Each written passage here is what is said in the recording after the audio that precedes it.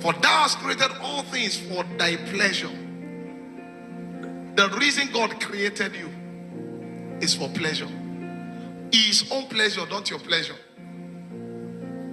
And one of the things that gives him pleasure is worship.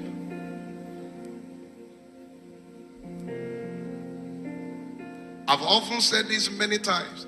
Check your song list. The song you have on your phone. If it's about what God can do alone, something is wrong.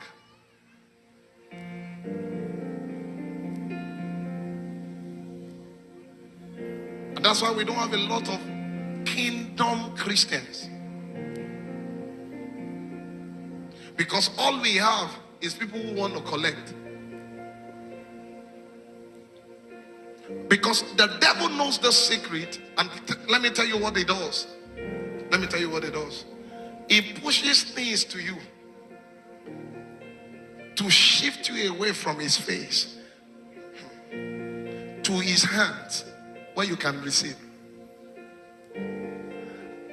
This is Jacob, the generation of those who seek his face, not his hands. Because what the enemy wants to do is to limit your expression and your experience of God to what he can give you. Once that is in place, that is all you will use your life to do. That's why many people don't enter purpose.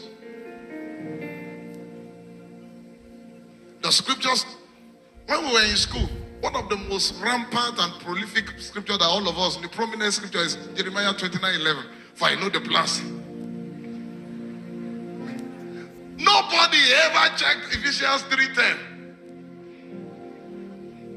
That I may know him. Nobody checked. No, to the intent. That's to the intent. I think it's Philippians 3:10. Yes.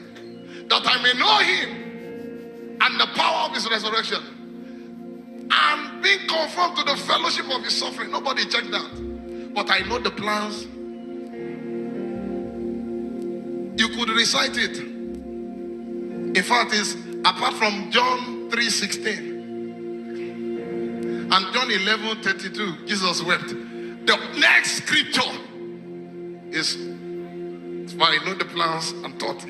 They are thoughts of good and not of evil, that they may give me. You see them? So your experience of God was limited to only what he can do. But nobody gets the fullness of God that way.